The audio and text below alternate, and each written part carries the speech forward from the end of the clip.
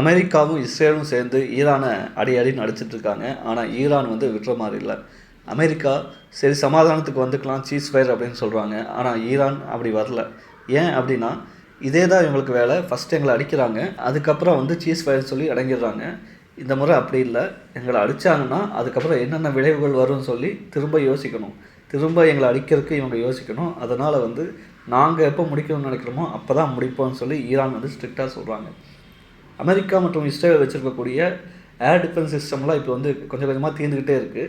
இப்போ என்ன பண்ணுறாங்கன்னா, அமெரிக்கா தென்கொரியாவில் வச்சுருந்த அமெரிக்காவுடைய தாட் மிசைல் சிஸ்டத்தை அப்படியே வந்து ஈரான் பக்கம் வந்து திருப்பி வைக்கிறாங்க, இஸ்ரேலுக்கு கொண்டு வராங்க. இது தென்கொரியாவில் கொஞ்சம் சலசலப்புகளை ஏற்படுத்துது. என்னென்னா, நமக்காக கொடுத்ததை திருப்பி அவங்க வாங்கிட்டு போகிறாங்க, இதெல்லாம் நல்லதா அப்படின்னு சொல்லி அவங்க ஊரில் வந்து ஒரு சின்ன சலசலப்பு ஏற்படுத்துது. ஏன்னா நார்த் கொரியா திடீர்னு நம்ம மேலே அடித்தா வந்து அதுதான் பாதுகாப்புக்கு இருக்குது, நம்ம வந்து அவங்களுக்கு இதெல்லாம் கொடுத்து வர்றது வந்து நல்லதான்னு சொல்லி தென்கொரியாவுக்குள்ளே பேசிகிட்டு இருக்காங்க. ஆனால் அமெரிக்கா கிடச்சுன்னா வேறு வழி இல்லை, கொடுத்து தான் ஆகணும். ஸோ தென்கொரியாவோட பாதுகாப்புக்கு வச்சுருக்கக்கூடிய அந்த மிசைல் டிஃபென்ஸ் சிஸ்டத்தை எல்லாம் இப்போ மேற்கு ஆசியா நோக்கி எடுத்துகிட்டு போகிறாங்க.